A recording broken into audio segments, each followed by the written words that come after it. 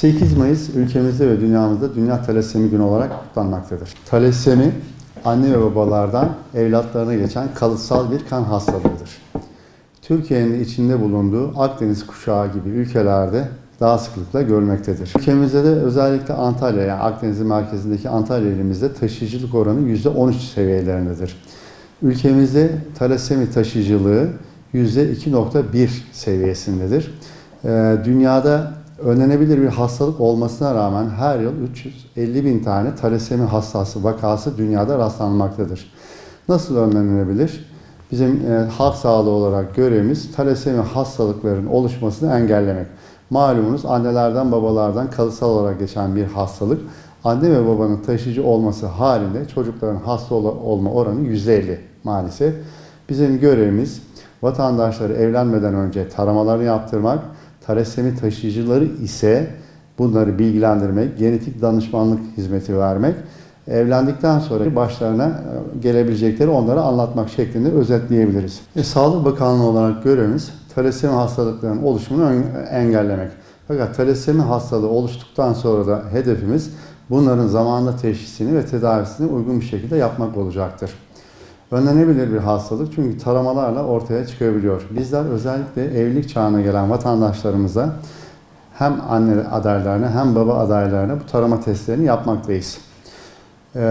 Daha sonra evlilik sonrası oluşan talasemi vakalarında da vatandaşlarımız zaten bebek izlemlerini düzenli yaptıkları zaman, anneler çocuklarını zamanında aile sağlığı merkezlerine getirip taramalarını yaptığı zaman bu hastalık da ortaya çıkabilmektedir. Ortalama tanı alma yaşı 3 yaş civarında.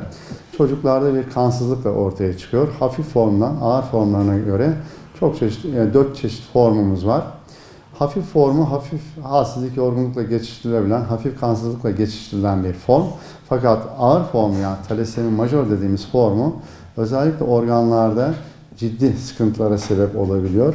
Çünkü demir, yani hemoglobin yapısında bir bozulma var ve bu bozuk hemoglobin kalpte birikebiliyor, pankreasta birikiyor, diğer organlarda birikiyor ve çocuklarda işte kalp yetmezliğine, şeker hastalığına sebep olabiliyor. Özellikle de kemik yapılarının bozulmaya neden oluyor. Talasemi hastalarına baktığımızda şakak kemiklerin, yüz kemiklerinin çıkık olduğunu göreceksiniz. Burun kemiklerinde yassı ve çökük olduğunu görürsünüz. Ve bunlar da bizi tanıya kolaylıkla götürebilir. Siirt ilimizde 30 tane talasemi hastası evladımız var. 24 tanesinin tedavisi ilimizde yapılmakta. 6 tanesinin tedavisi de il dışında sürmektedir. 6 tane de evladımız kan nakliyle tam şifa halini yakalamıştır. Amacımız sağlıklı bir tedavi vermek dedik. Kaliteli bir tedavi verdiğiniz zaman bu çocukların ömür boyu sağlıklı yaşama ihtimalleri çok yüksek ve evlenmelerinde de herhangi bir sakınca yok. Yeter ki taşıyıcı bireyleri, taşıyıcı anne babaları evlendirmemeye gayret etmeliyiz. Tabii talasemi hastalarının tedavisi kan nakliyle olmakta. Aylık bunları düzenli kan nakli yapmamız gerekmekte. Kan nakli yaptığınızda da ister istemez demir yüklemelerine sebep olabiliyorsunuz. İşte burada kaliteli iyi bir tedavinin önemi burada başlıyor. Bunu zamanında teşhis ederseniz, tedavilerinizi düzgün yaparsanız vücutta demirin birikmesine engel olursunuz. Malum demir biriktiği yerlerde zehir etkisi yapıyor.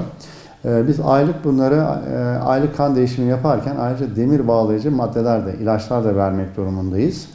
Bunları yaptığımızda çocuklarımızın yan etkisiz bir şekilde, sağlıklı bir şekilde yaşamlarını sürdürmelerine sebep olabilmekteyiz. Talasemi hastalarımızın kesin tedavisi kemik iliği nakliyle olmaktadır. Uygun donör, genellikle uygun olan kardeşlerden alınır. Uygun donörden ve kardeşten alınan kemik iliği nakillerinde %100'e varan bir tedavi oranı elde etmekteyiz. Akdeniz anemisinin tedavisinde taze kan bizler için çok önemli ve maalesef çoğu zaman taze kan bulmakta zorluk çekmekteyiz. Bizler bu Ramazan günü ve Dünya Talasemi Günü olması hasebiyle vatandaşlarımızı kan bağışında bulunmaya davet ediyoruz.